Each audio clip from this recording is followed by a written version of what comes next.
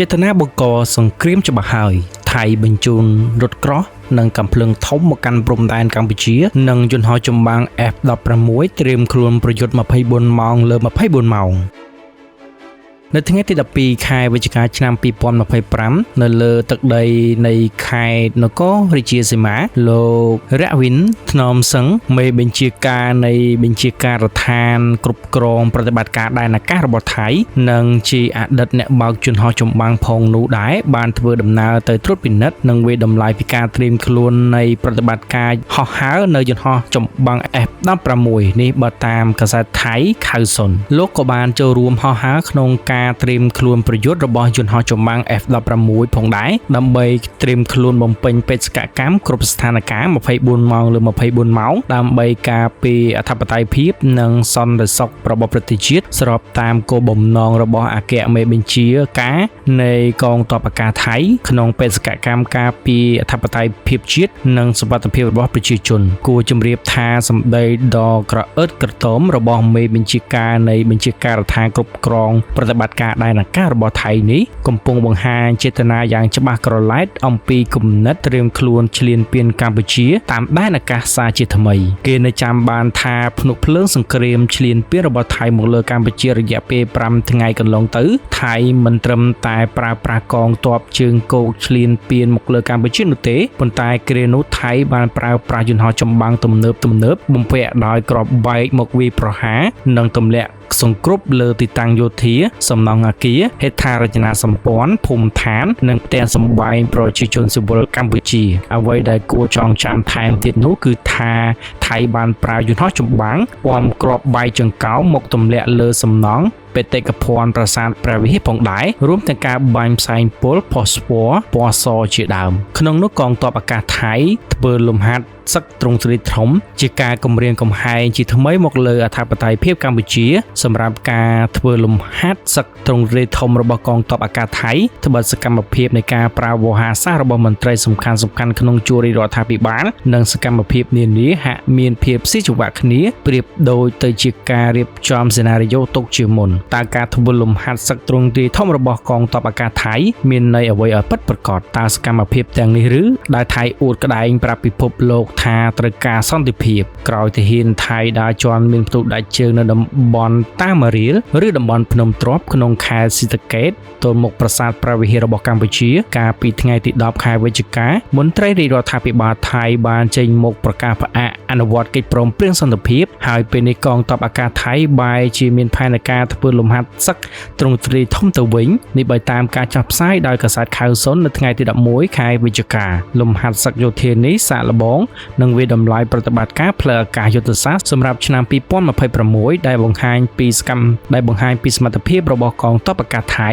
លើការប្រយុទ្ធដោយប្រើបច្ចេកវិទ្យាយោធាទំនើបនិងយុទ្ធសាស្ត្រប្រយុទ្ធតាមផ្លូវអាកាសតើការធ្វើលំហាត់សឹកដែនអាកាសរបស់ថៃជារឿងចៃដន្យឬមានផែនការទុច្ចរិតនៅពីក្រោយការអនុវត្តសកម្មភាពប្រយុទ្ធបែបនេះទំនងជាមិនចៃដន្យដល់ម្លឹងទេព្រោះថាហេតុការណ៍កើតឡើងក្រោយពេលទាហានថៃម្នាក់បានដើរជន់មីនដាច់ជើងនៅតាមបណ្ដោយព្រំដែនជាមួយកម្ពុជាអ្វីដែលគួរឲ្យភ្ញាក់ផ្អើលនោះគឺថាក្រោយទាហានដើរជន់មីនដាច់ជើងនៅព្រំដែនហាក់បីដូចជាមានការព្រៀងទុកស្រាប់តែនាយករដ្ឋមន្ត្រីថៃលោកអនុទានឆានវរៈគុលប្រកាសផ្អាកប្រតិបត្តិការសកម្មភាពដោះស្រាយបញ្ហាព្រំដែនរួមទាំងបញ្ជាពេលដោះលែងវរៈកងទ័ពកម្ពុជាទាំង18រូបភ្លាមផងដែរលើពីនេះលោកនាយករដ្ឋមន្ត្រីថៃក៏បានប្រកាសថា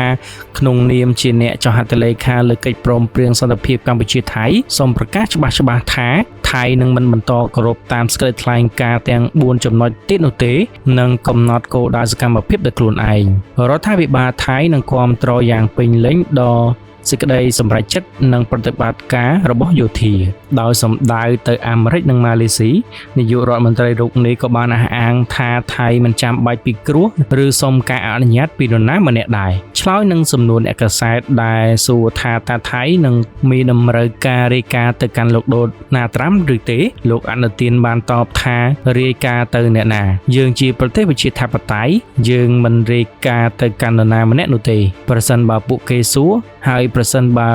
វាចាំបាច់ក្នុងការឆ្លើយខ្ញុំនឹងឆ្លើយដូចក្នុងករណីឯកអគ្គរដ្ឋទូតនៃប្រទេសនានាបំពេញកាតព្វកិច្ចរបស់ពួកគេ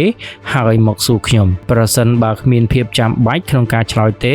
ខ្ញុំនឹងមិនឆ្លើយនោះទេសូមជម្រាបថាការដកខ្លួនចេញពីកិច្ចព្រមព្រៀងសន្តិភាពនេះគឺដោយថៃបានចោទកម្ពុជាថាបានដាក់បង្កប់មីនថ្មីដែលកម្ពុជាតែងតែបដិសេធយ៉ាងដាច់អហង្ការចំពោះការចោទប្រកាន់នេះជានិច្ចលោកអនុทิនបានលើកឡើងថាច្បាស់ណាស់ថា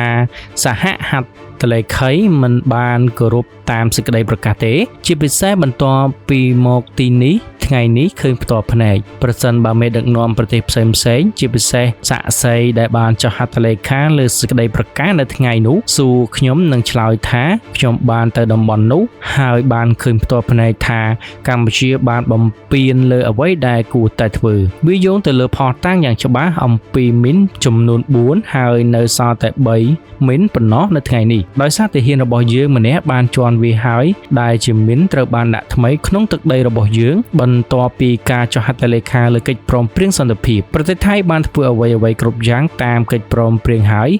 ការព្យាយាមធ្វើឲ្យមានការពន្យាពេលគឺមកពីភាគីកម្ពុជាសូមបញ្ជាក់ថាកម្ពុជាបានបដិសេធយ៉ាងដាច់អហង្ការចំពោះការចោទប្រកាន់ដែលថាកម្ពុជាបានដាក់មីនថ្មីនិងបានអំពាវនាវផងដែរឲ្យភាគីថៃជៀសវាងការដើរល្បាតចូលក្នុងតំបន់ចំការមីនចាស់ជាពិសេសតំបន់ដែលត្រូវបានអន្តរជាតិទទួលស្គាល់ថាជាចំការមីនដែលជាសំណល់សង្គ្រាមដើម្បីជៀសវាងគ្រោះថ្នាក់ដោយសារការផ្ទុះមានចាស់ទាំងនេះនិងដែលអាចបង្កឲ្យមានភាពតានតឹងដោយមិនចាំបាច់បន្ថែមពីនេះសារព័ត៌មានដ៏ល្បីរបស់អង់គ្លេស Telegraph បានចេញផ្សាយអត្ថបទមួយកាលពីថ្ងៃទី11ខែវិច្ឆិកាឆ្នាំ2025ដោយបានសរសេរចំណងជើងថាថៃបញ្ជូនយុទ្ធក្រោះទៅកាន់ព្រំដែនកម្ពុជាបន្ទាប់ពីកិច្ចព្រមព្រៀងសន្តិភាពរបស់លោកត្រាំត្រូវបានរលាយចំពោះខ្លឹមសារដ៏សំខាន់នៅក្នុងអត្ថបទនោះ Telegraph បានសរសេរថាថៃបានបញ្ជូនរថក្រោះនិងកាំភ្លើងធំទៅកាន់ព្រំដែនរបស់ខ្លួនជាមួយកម្ពុជាវិញហើយបន្ទាប់ពីកិច្ចព្រមព្រៀងបទឈប់បាញ់រវាងប្រទេសទាំងពីរត្រូវបានរលាយត្រឹមតែ2សប្តាហ៍ប៉ុណ្ណោះបន្ទាប់ពីបានចុះហត្ថលេខាបទឈប់បាញ់ដែលមានប្រធានាធិបតីអាមេរិកដូណាល់ត្រាំជួយសម្របសម្រួលបានបរាជ័យកាលពីថ្ងៃច័ន្ទបន្ទាប់ពីទាហានថៃ4នាក់បានរងរបួសដោយសារផ្ទុះមីនក្នុងនោះមានម្នាក់បានដាច់ជើងនៅតំបន់ព្រំដែនចំនួនរវាងប្រទេសទាំងពីរក្រោយមកលោកអនុทิនឆានវរៈគុលនាយករដ្ឋមន្ត្រីថៃក៏បានប្រកាសជាឯកតោភាគីគឺផ្អាកកិច្ចព្រមព្រៀងនេះតែម្ដងយ៉ាងណាជុំវិញបញ្ហានេះដែរប្រទេសម៉ាឡេស៊ីក្នុងនាមជាប្រធានអាស៊ានឆ្នាំ2025បានប្រមានថាការផ្អាកកិច្ចព្រមព្រៀងនេះអាចបង្កហានិភ័យ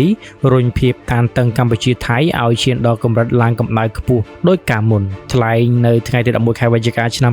2025មេបញ្ជាការកងកម្លាំងប្រដាប់អាវុធម៉ាឡេស៊ីលោកម៉ូនីហ្សាមយ៉ាហ្វឺប្រមានថាការបដិឆេទច្បាស់ជាច្រើនត្រូវបានកំណត់ក្នុងកិច្ចព្រមព្រៀងនេះហើយប្រសិនបើមិនមានអ្វីត្រូវបានអនុវត្តតាមការបដិឆេទទាំងនោះទេស្ថានភាពអាចនឹងវិលត្រឡប់ទៅរកសភាពដើមវិញលោកក៏បានអះអាងថាម៉ាឡេស៊ីនៅតែបដិញ្ញាចិត្តយ៉ាងមុតមាំក្នុងការធានាអនុវត្តកិច្ចព្រមព្រៀងសន្តិភាពហើយខ្លួននៅតែរក្សាជំហរចង់ឃើញដំណើរការសន្តិភាពនិងបទឈប់បាញ់បន្តទៅមុខដោយការគ្រោងទុក